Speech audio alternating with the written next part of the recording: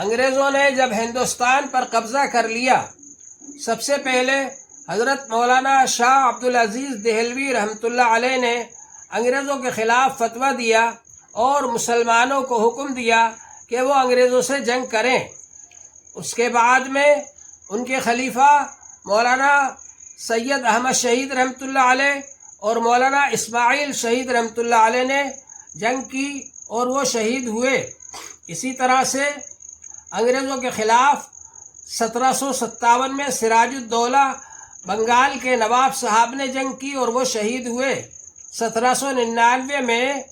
سلطان ٹیپو نے میسور میں جنگ کی اور وہ شہید ہوئے، اور ان کی شہادت کے وقت ان کی لاش پر کھڑے ہو کر انگریز کمانڈر نے کہا تھا کہ آج ہندوستان ہمارا ہے۔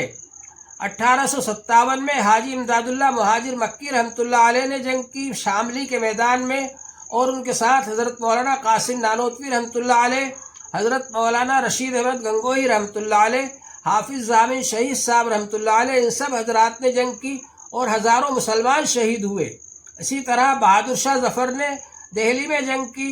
اور ان کے ساتھ میں ہزاروں مسلمان تھے۔ اسی طرح سے میرٹھ میں مسلمانوں نے جنگ کی انگریزوں کے خلاف،